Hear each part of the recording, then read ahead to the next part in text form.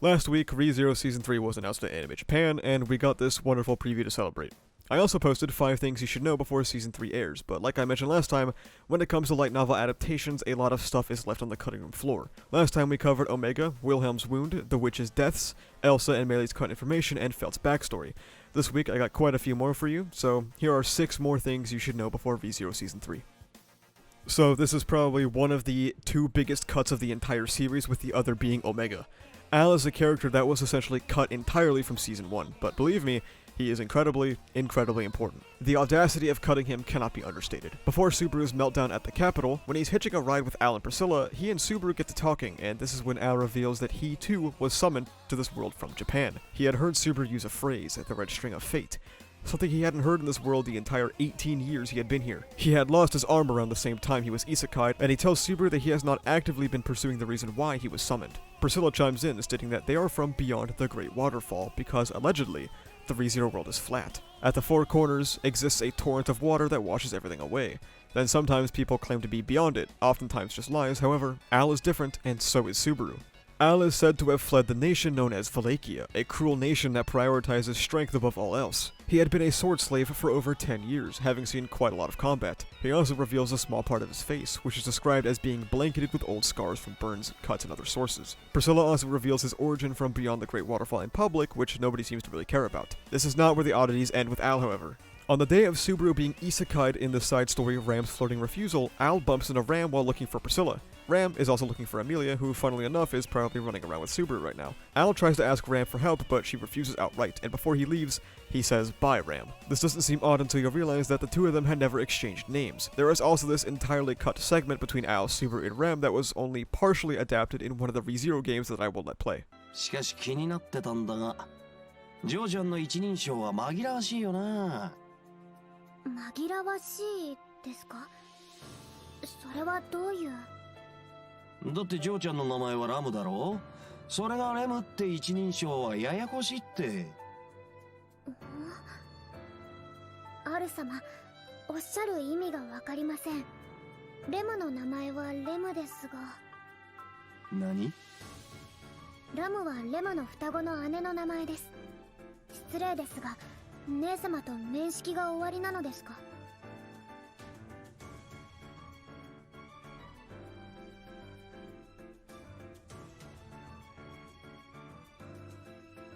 冗談はよせよ。ジョーちゃんがラムだろ？いいえ、そんな冗談を言う意味が。申し訳ありません。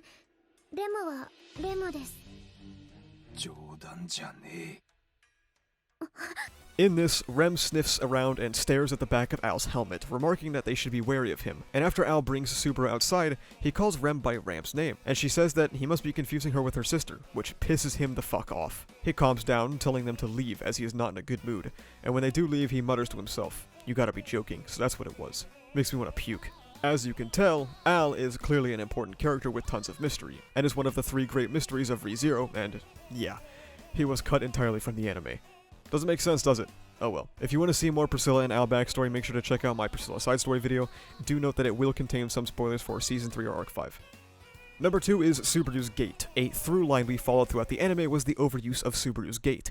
He was using the only magic he knew with reckless abandon, overworking his gate to the point that he was warned, seriously, to not use it for a long time lest he end up breaking it.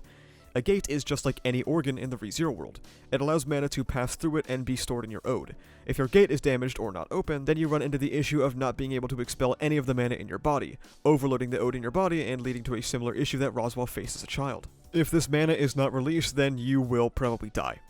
Most people are born with defective gates, a majority of them being unable to absorb mana at all and, not being able to use magic. But some are able to absorb, but not expel through their gate, leading to mana poisoning and then a slow death. This is all to say that Subaru's reckless use of magic finally caught up to him and made his gate completely break. This means he is now unable to expel magic at all, so after a bit of time, he will suffer from mana poisoning and then croak. Something skipped over in the anime, however, is that Subaru and Beatrice had formed an exclusive contract. Subaru may not be able to contract with any of their spirit, and in return, she will take what little mana he generates to keep him from death. Additionally, after the massive amount of mana used in the battle against the Great Rabbit by Beatrice, she had spent nearly all of the mana that she had amassed from the people inside of the Roswell mansion over 400 years. So she can now only rely on the small amount of mana that she collects from Subaru every now and then, making them effectively powerless in most battles. So you can expect to see the duo of Subaru and Beatrice for quite some time, otherwise Subaru will not be along for this world as usual. Number 3 is Sage Candidacy. At the Witch's Tea Party in Season 2, Daphne ends up referring to Subaru as a Sage candidate. The significance of this claim is largely unknown. This isn't the only time the word Sage is used with regards to Subaru. After the knighting ceremony, Roswaal talks with Subaru. He tells him that despite losing his gospel and being bound by a vow, he will not rest until he is reunited with Echidna. He also tells him that he will keep watching. His goal of placing Amelia on the throne just so happens to align with Roswaal's objective, but he pities that he remains unchanged. He tells Subaru that he should have known loss. He should have felt loss so great that he would become a sage, who would doggedly protect only the most precious to him. In his own way, Roswaal wanted to save him. You, who have rejected loss and have decided to carry everything in your arms, will continue to suffer. You will experience wounds that can never be undone, experience loss over and over, and you will rise up for the sake of regaining what you have lost, continuing to add to your invisible injuries. That is simply too cruel. And now that Subaru has rejected the path of the sage and chosen the path of the fool, he will never allow him to compromise. We still aren't exactly sure of the specifics of being a sage, but I will leave it open to viewer interpretation as to what Roswaal and Daphne could be referring to. Number 4 is Ode Laguna, another thing cut from Arc 4, and another detail cut from Subaru and Roswaal's final talk at the end of Season 2. In it, Roswaal informs not only Subaru but the viewer of Ode Laguna, a stockpile of mana that exists at the core of the world. Not much is known about this potential existence, but in the web novel, Roswaal tells Subaru that people who tested different approaches when it came to utilizing mana, such that they would reach new heights of magic and end up revolutionizing its very being, would witness Ode Laguna, which would contain much, much more power than they had ever manipulated before, and get their minds destroyed. Roswaal speaks about his goal of resurrecting Echidna, stating that it's possible that enacting such uses of magic would result in something similar. However, he knows of a way to reunite with her without displeasing Ode Laguna. Displeasing Ode Laguna is a concept we know very little of, but he turns to Subaru to tell him that it is possible his way of redoing things, his looping, could result in the same thing. We also hear of an in-universe theory that Ode Laguna is a being that rules over everything in the world, and is the source of all divine protections. Besides that, we know pretty much nothing about Ode Laguna, but its existence is really interesting. A massive mana at the center of this flat world that supposedly punishes those for partaking in methods that rewrite what magic or life is. Number 5 is Satella, or the Witch of Envy. When Satella shows up in the Witch's Tea Party in Season 2, Subaru is shocked that none of the other witches are doing anything to defeat her. Even Satella does not attack, and Minerva asks the Witch of Envy if this is the one that she can trust. Echidna understands how Subaru feels, and if she could, she would erase her in an instant without leaving a single fragment behind, but if she attempts to eliminate her, then all of the other witches would destroy her.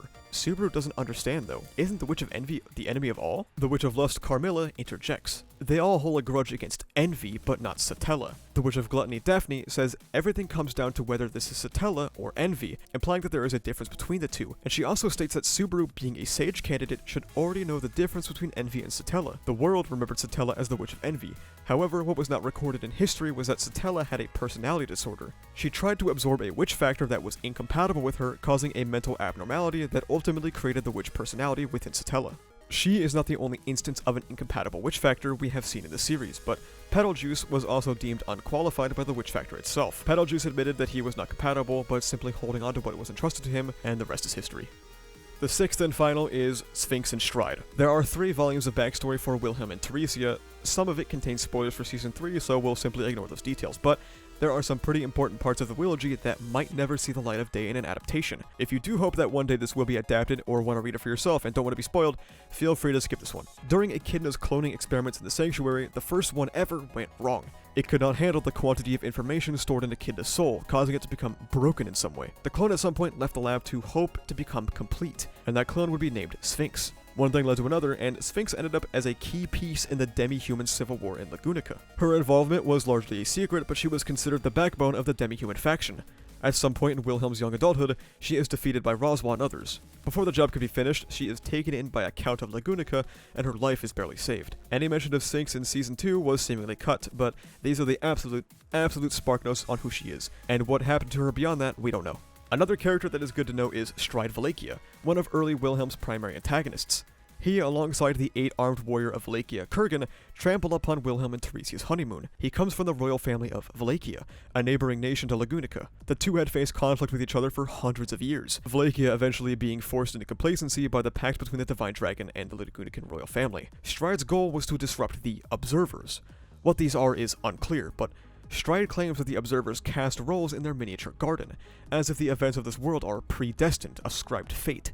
And Stride wants to break the stage for the Observers, to no longer let them toy with the lives of the innocent. In his pursuit, he summons a 3-headed dragon, Valgren, and for the first time in Wilhelm and many people's lives, they witness the Divine Dragon in the flesh, who comes and burns Valgren away, as well as healing everyone in the area. If you're curious about the Willogy, Sphinx and Stride, make sure you check out my Willogy video, but do note that it does contain a few spoilers about some of the events in Season 3, but that should be it for stuff you need to know for the season. Thank you so much for watching. If you like this video, please remember to like, comment, and subscribe for the funny YouTube algorithm. You can check the description down below to follow me on Twitter, where I'm objectively correct all the time.